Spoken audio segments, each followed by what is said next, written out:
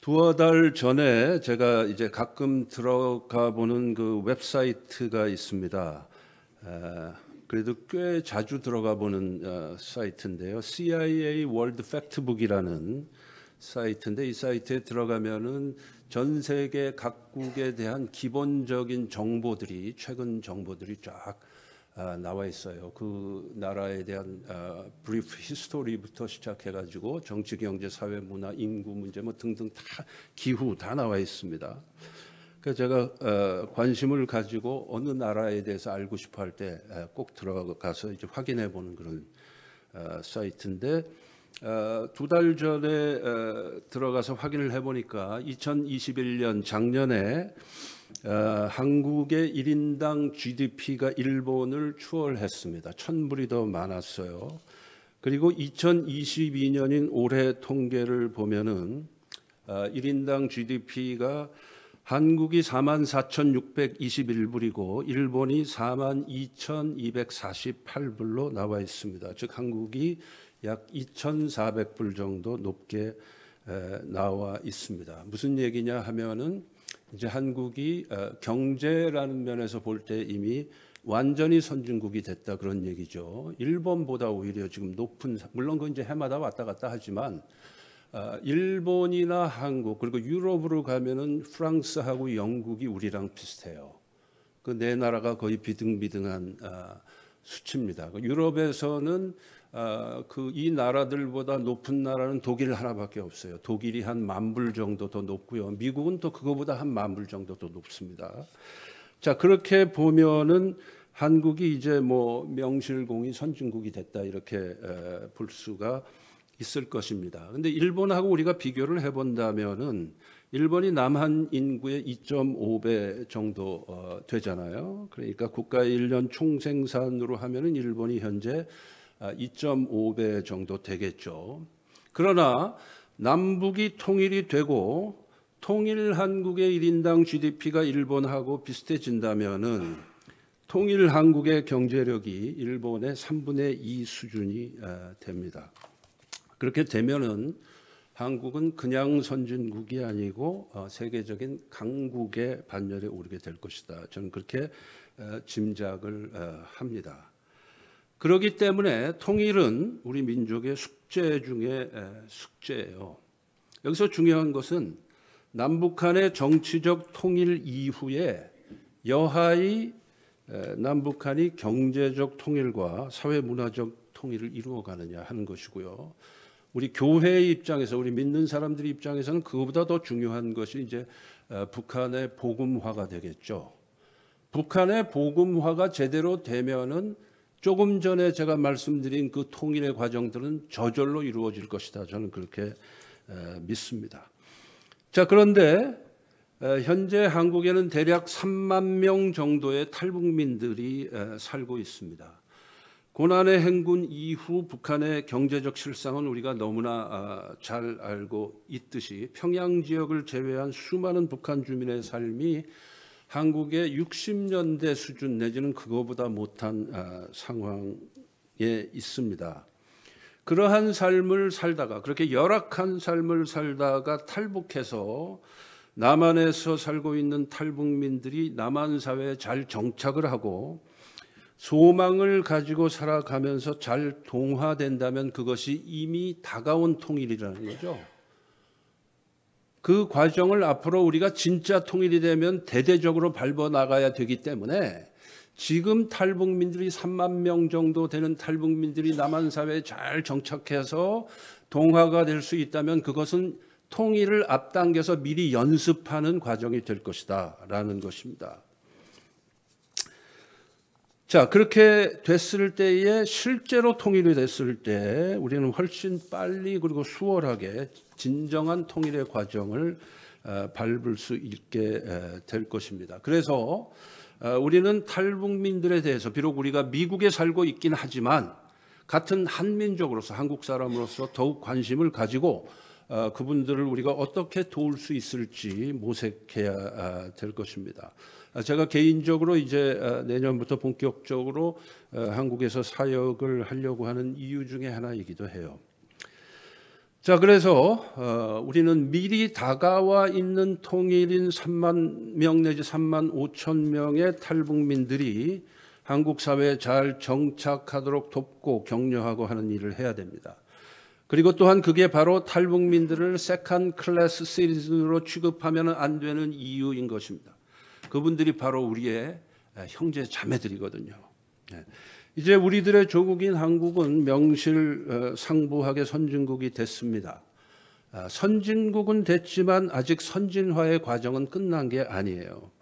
아직 남한 내에서의 그 소득 불균형, 부의 집중 현상도 많이 더 해소돼야 되고요. 특별히 남북한의 통일이 이루어져야 저는 진정한 선진국이 된다 이렇게 믿습니다. 그러려면 어떻게 해야 되느냐? 나 하나만 잘 살면 된다. 우리 가정만 잘 되면 된다는 개인주의적 사고방식을 버리고 함께 나누고 베푸는 삶을 적극적으로 연습하면서 살아야 됩니다. 그래야 통일이 갑자기 닥치더라도 그 상황을 잘 감내하고 극복할 수 있는 우리의 맷집이 길러질 것이기 때문에 그렇습니다. 자, 그러한 훈련을 하는 데 있어서 중요한 한 원칙을 오늘 야고보서의 말씀은 제시하고 있습니다. 자, 오늘은 야고보서 강해 4번째 시간인데요. 누구나 다 공감하는 사실이지만은 이 임 목사가 성장기에 있었던 그 옛날 60년대, 70년대를 우리가 돌이켜 보면은 가난했어도 우리 한국 사람들은 참 인간미가 있었습니다. 하지만 지금은 그때보다 훨씬 더 잘 사는데 그 당시에는 한국이 세계에서 최빈국 중에 하나였지만 이제는 선진국이 됐잖아요. 훨씬 잘 살아요. 그러나 훨씬 더 개인주의적이고 훨씬 배타적이 됐습니다. 지나치게 경쟁적 사회가 돼버렸습니다. 그러면 그 이유가 뭘까요?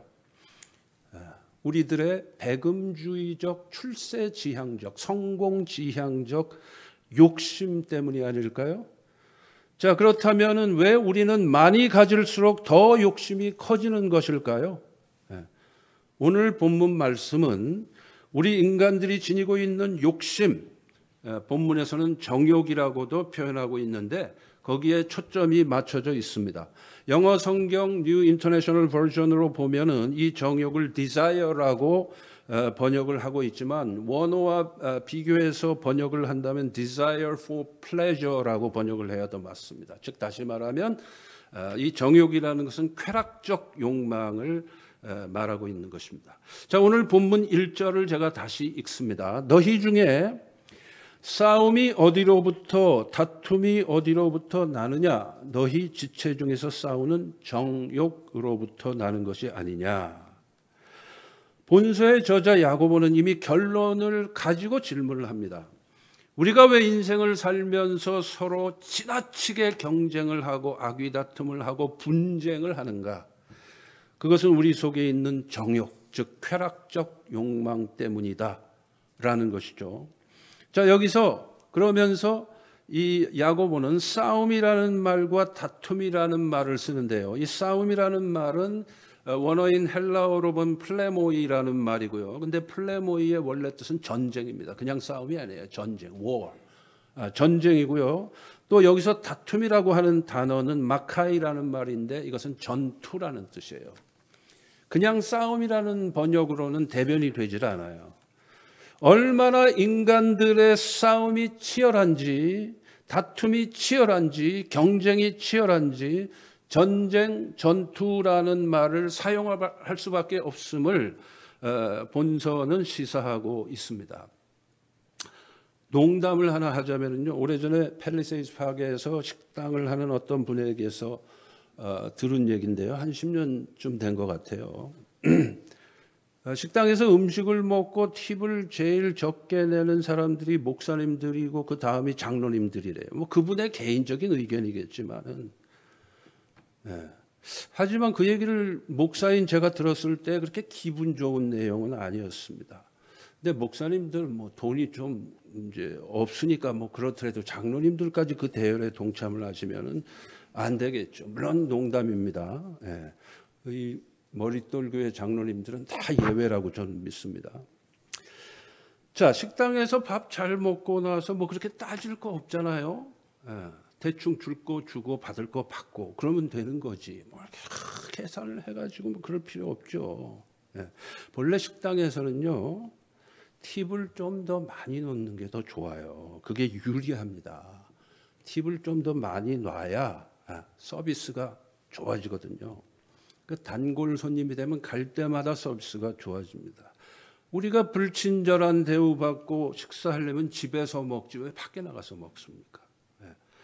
자, 오늘 본문에 보니까 이 모든 행태의 이유는 뭐라 그랬습니까? 우리 마음속에 있는 sinful desire, 죄된 본성, 죄된 욕망 때문에, 정욕 때문이라는 거예요.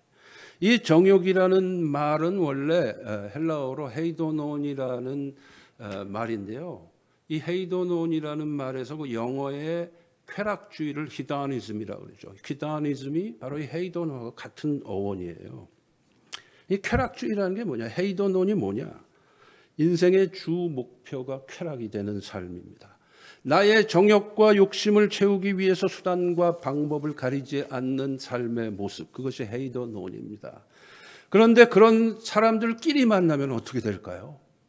나도 쾌락을 추구하고 저 사람도 쾌락을 추구하는데 같이 만나요. 그러면은 이제 플레모이가 생기고 마카이가 생기는 것이죠. 전쟁이 되고 전투가 되는 거예요. 싸움과 다툼밖에 남는 게 없게 되는 것입니다. 이러한 모습을 일컬어서 사도 베드로는 베드로후서 2장 12절에서 이렇게 말했습니다. 이러한 정욕적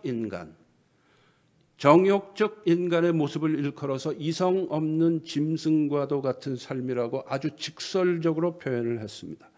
자, 이성 없는 짐승과도 같다는 것은 늘 본능에 의해서 살아가는 삶의 모습입니다. 짐승들을 보면 우리가 금방 이해할 수 있어요. 뭐 날짐승이든 들짐승이든 그저 남들보다 먹이를 먼저 먹는 것, 그것이 최상의 목표예요. 짐승들에게는 자기 새끼 이외의 대상에게는 양보라는 게 있을 수가 없어요. 하지만 인간이 인간일 수 있는 것은, 인간이 인간이어야 하는 것은 첫째로 그 본능을 제어하는 이성이 있기 때문이고, 둘째로 본능과 이성을 잘 조화시켜서 오히려 남을 배려하고 그 결과 하나님께 영광을 돌려드리고자 하는 영성이 있는 존재이기 때문입니다. 그러므로 결국 인간의 재반 다툼의 문제는 이 정욕을 믿음으로 제어하지 못하는 데에서 비롯되어진다라고 볼 수가 있습니다. 자, 율법의 핵심 중에 핵심이 우리가 잘 아는 십계명입니다. 십계명을 한번 잘 보세요. 살인하지 말라, 간음하지 말라, 도둑질하지 말라, 내 이웃의 물건을 탐내지 말라, 우상을 섬기지 말라. 전부 뭐예요? 우리의 정욕을 제어하라고 하는, 신앙으로 제어하라고 하는, 믿음으로 정욕을 제어하라고 하는 하나님의 명령들임을 알 수가 있습니다. 그래야 비로소 우리는 하나님께서 보시기에 합당한 인물들이 되기 때문입니다. 헬라의 철학자인 플라톤도 이렇게 말을 했습니다. 모든 전쟁과 혁명과 싸움의 유일한 원인은 인간의 몸속에 들어있는 정욕이다 그랬습니다. 가만히 생각을 해보세요. 히틀러 한 사람의 정욕이, 욕심이 온 유럽을 잿더미로 만들고 수많은 목숨을 앗아간 것만 봐도 플라톤의 이 말이 결정적인 증거가 되잖아요. 로마의 명상가인 키케로의 말입니다. 개인뿐 아니라 가정과 심지어 국가까지도 망하게 하는 것이 바로 인간의 정욕이다. 정욕으로부터 모든 미움과 분열과 불일치와 선동과 전쟁이 일어난다 그랬습니다. 여러분, 지금 푸틴이 일으키고 있는 전쟁도 마찬가지예요. 푸틴이 말이에요, 겉으로는 러시아의 영광을 재현하기 위해서 우리가 분연히 같이 일어나자 그랬거든요. 그러나 그 푸틴이라고 하는 한 개인의 마음속에는 무엇이 들어있을까요? 정욕이 들어있기 때문이죠. 장기 집권해보겠다는 거예요. 자기에게로 러시아의 모든 여론을 집중시키기 위해서 외부로 시선을 돌리는 것입니다. 한 인간의 정욕이 수많은 사람들을 전쟁터로 내몰고 있고 많은 사람을 죽이고 있는 그런 결과가 되고 있는 거거든요. 이런 모든 전쟁과 전투와 분열과 다툼의 핵심에는 정욕이라는 것이 들어있다라는 것을 우리는 봐야 되는 것입니다. 최근에 중국의 시진핑이 3번째 집권을 했지 않습니까? 네. 똑같은 맥락에서 우리는 이해할 수 있어요. 본인의 장기 집권을 위해서 중국도 자꾸 외부에다가 뭔가를 자꾸 터뜨리려고 하잖아요. 인간의 정욕이 그렇게 무서운 것이다라는 거예요. 북한은 그거보다 더 하잖아요. 우리가 잘 알지만 김일성, 김정일, 김정은으로 이어지는 김씨 왕조 3대를 위해서 북한의 전 국민이 노예요 인질 상태에 있습니다. 네. 정말 탈북한 사람들은 대단한 분들이에요. 생존의 몸부림으로 탈북을 했지만 그 용기가, 그 서슬시퍼런 가운데서도 그런 용기, 목숨 걸 용기가 있다는 건 참 대단한 분들입니다. 우리는 그분들을 존경해야 돼요. 자, 그러나 이러한 모든 그 비극적 현상의 핵심에는 뭐가 있습니까? 집권욕이잖아요. 권력욕이잖아요. 그게 인간의 뿌리 깊은 sinful desire, 정욕인 것입니다. 자, 2절을 보겠습니다. 너희는 욕심을 내어도 얻지 못하여 살인하며 시기하여도 능히 취하지 못함으로 다투고 싸우는도다. 너희가 얻지 못하면 구하지 아니하기 때문이요 그랬습니다. 자, 이 2절을 통해서 야고보는 이렇게 전합니다. 우리가 뭔가를 얻으려고 내가 이것을 얻어야 되겠다 하고 욕심을 부려도 인생에 있어서 가장 중요한 것은 결코 얻지 못한다라는 것입니다. 가장 중요한 게 뭘까요? 인간의 궁극적 행복이겠죠. 그건 얻지 못한다는 거예요. 욕심으로는 인간의 궁극적 행복을 얻지 못한다. 그게 오늘 야고보서의 결론입니다. 심지어 우리가 살인하며 시기하여도 능히 취하지 못한다는 거예요. 즉 남을 짓밟아 가면서 무언가를 잡으려 해도 바람 잡는 것에 불과할 것이다 라는 것입니다. 우리가 열심히 일하고 열심히 공부하고 노력하는 이유가 뭡니까? 각자 자신과 자신의 가족들의 행복을 위해서 아닙니까? 그렇죠? 그런데 오늘 본문은 전하기를 그래 봤자라는 거예요. 인생의 진정한 행복은 그렇게 해서 붙잡아지는 것이 아니라는 거예요. 인생의 진정한 행복은 무엇을 쟁취해서 얻을 수 있는 것이 아니라는 것이고, 인생의 진정한 행복은 자기 중심적 쾌락에서 나오는 것이 아니라는 것입니다. 비즈니스를 크게 확장하고 호의호식하는 데에서 행복이 얻어지는 것이 아니라는 거예요. 빌 게이츠처럼 되고 베이조스처럼 되는 데에 있는 게 아니라는 거예요. 야고보가 전하는 성경적 원칙으로 말하자면 인생의 진정한 행복은 하나님으로부터만 온다는 거예요. 그래서 하나님께만 구해야 한다는 거예요. 아멘입니까? 하나님께로부터만 올 수 있는 게 궁극적 행복이라는 것이다라는 거예요. 여러분, 구약 성경의 전도서 주제가 뭡니까? 하나님 없는 인생은 헛되고 헛되고 헛되고 헛되다라는 거 아니에요. 그걸 전도서 기자는 뭐라 그랬냐면 해 아래서의 인생이라고 그랬습니다. 해 아래서의 인생이 뭐냐? 하나님 없는 인생이에요. 해 위의 인생은 하나님이 계신 인생이에요. 그러니까 해 아래서의 인생과 해 위의 인생을 우리는 반드시 구별하며 살아야 됩니다. 그런데 이 전도서를 쓴 이 지혜자의 간증에 의하면은 본인이 사업을 크게 해봤는데 크게 해보고 나니까 헛되더라는 거예요. 연구도 많이 해봤는데 헛되더라는 거예요. 지혜가 무엇이냐 하고 연구를 쫙 했는데 그것도 헛되고, 이번에는 지혜의 반대인 미친 것이 무엇이냐 하고 연구를 해봤는데 그것도 헛되더라는 거예요. 돈도 많이 벌어봤는데 헛되다는 거예요. 인생의 온갖 쾌락을 다 누려봤는데 헛되다는 거예요. 우리가 알고 있는 그 전도서의 저자는 솔로몬으로 알고 있잖아요. 솔로몬은 처첩이 1000명이었던 사람이에요.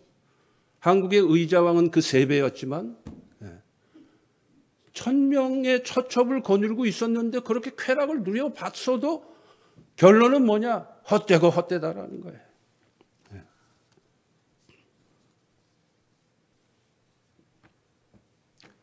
그런데 그 전도서의 기자인 지혜자는 전도서 제일 마지막에서 전도서 12장까지 있는데 쭉 읽어보세요. 헛되다는 얘기밖에 없어요.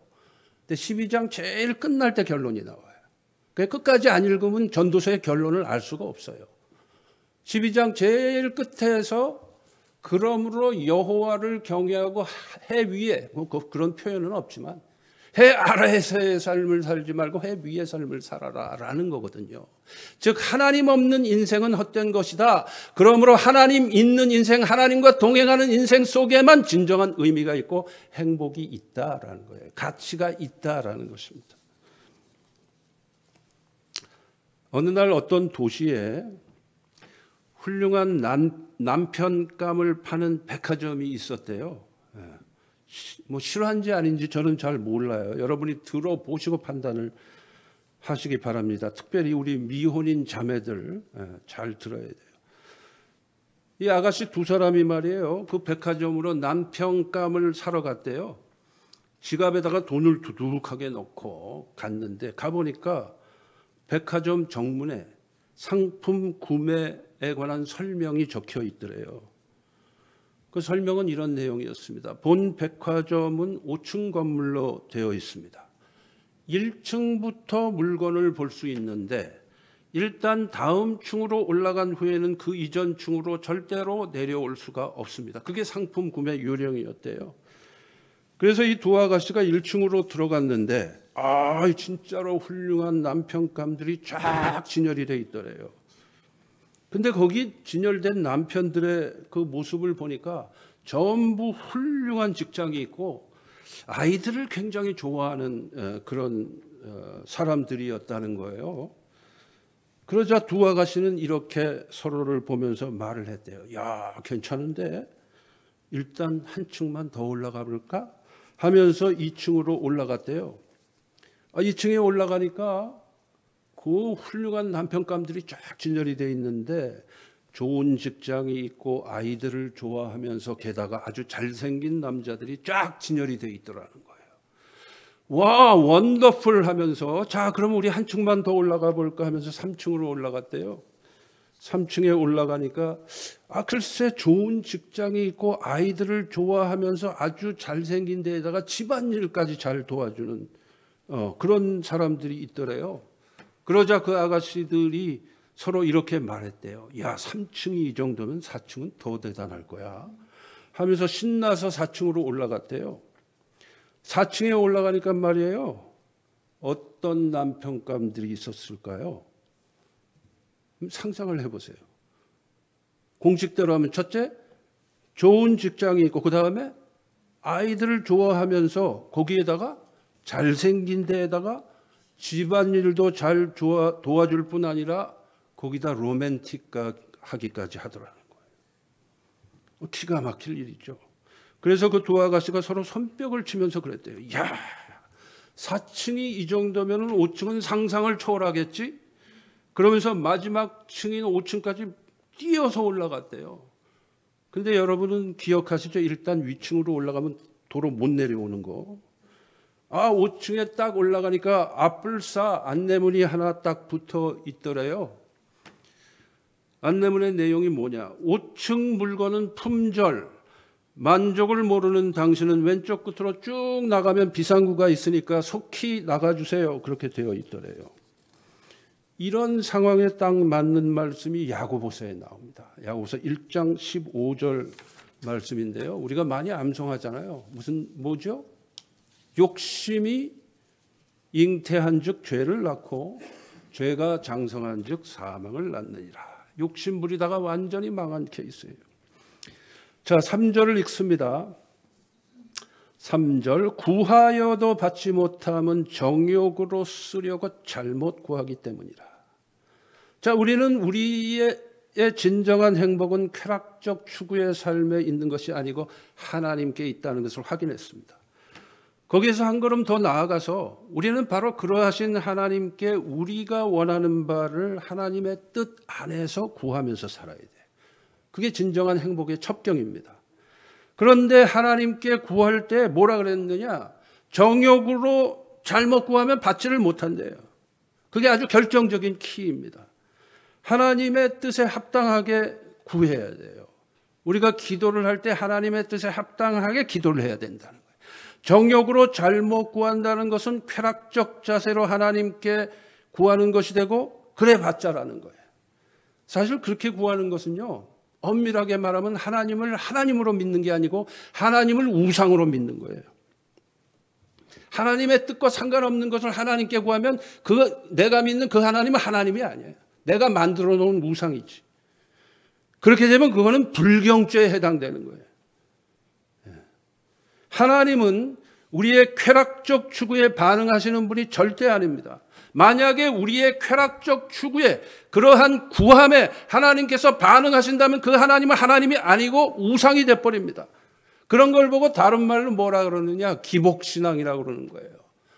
이스라엘의 구약의 역사를 한번 보시면은요, 특별히 선지서를 여러분이 쭉 읽어보시면 계속해서 반복돼서 부단하게 나오는 메시지가 있어요. 그게 뭐냐면은 바알 신앙을 버리고 우상을 버리고 여호와께 돌아오라라는 내용이거든요. 그러면 그 바알 신앙, 우상 숭배의 핵심이 뭐냐? 기복 신앙이에요. 바알은 풍요와 풍작의 신이었습니다.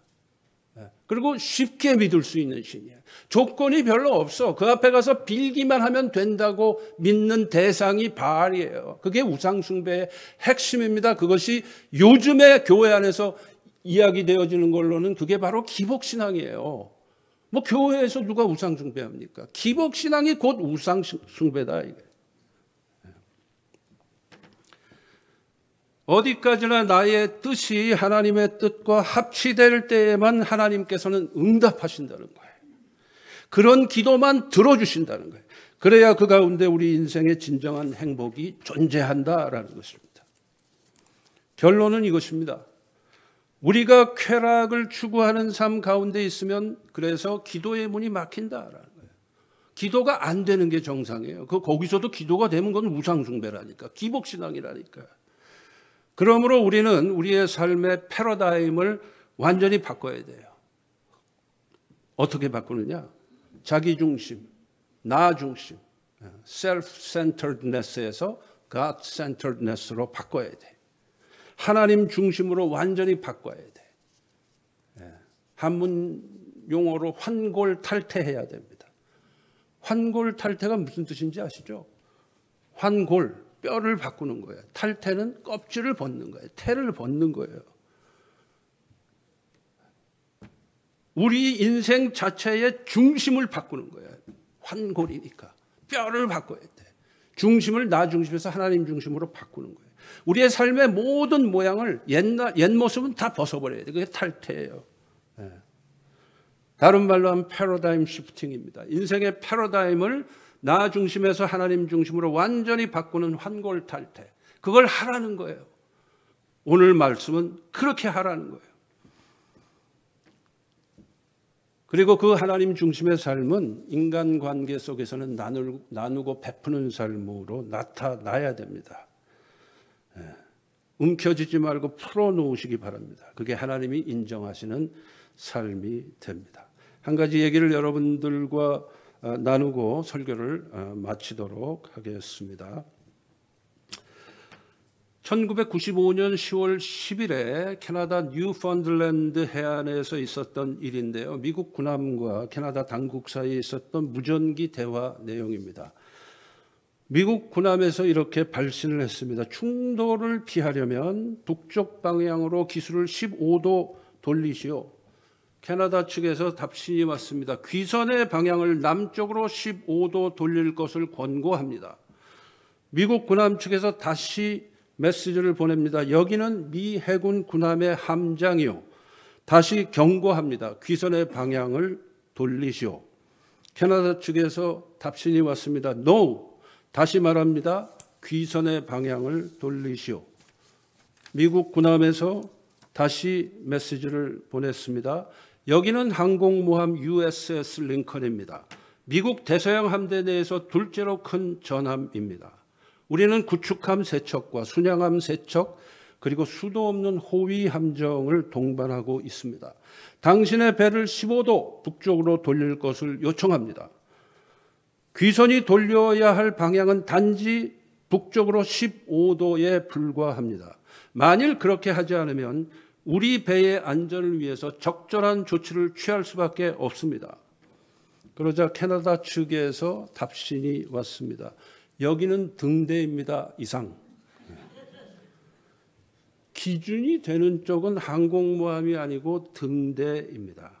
항해에 있어서 등대가 고정불변의 상수입니다. 아무리 항공모함이 거대해도 상수가 아니라 변수예요. 움직이고 맞춰야 되는 것은 항공모함 쪽이지 등대는 아니거든요. 변해야 되는 쪽은 등대가 아니고 오히려 항공모함이라니까요. 우리가 우리의 인생을 아무리 거창하게 살아서 항공모함처럼 그렇게 살지라도 변해야 되는 건 나지 하나님이 아닙니다. 하나님이 기준이에요. 그리스도가 기준입니다. 그리스도가 우리의 등대인 것입니다. 우리의 인생을 살아가는 데 있어서도 항상 기준은 어제나 오늘이나 영원토록 동일하신 예수 그리스도셔야만 합니다. 내가 기준이 되면 나를 지으신 하나님과 충돌 현상이 빚어지고 결국 그 인생은 불행을 자초하게 돼요. 인생의 상수는 하나님이셔야 하고 내가 하나님께 맞춰야 그 인생은 행복한 인생이 되는 것이기 때문입니다. 말씀을 맺습니다. 인생은 자기중심적 쾌락과 정욕적으로 살 때는 행복할 수 없습니다. 하나님 중심으로 살아야만 진정한 행복을 우리는 누릴 수가 있습니다. 그러한 삶을 사시고 그 삶의 구체적 실천으로 늘 베풀고 나누고 풀어내놓는 그런 삶을 사시기를 주의 이름으로 축원합니다. 기도하시겠습니다.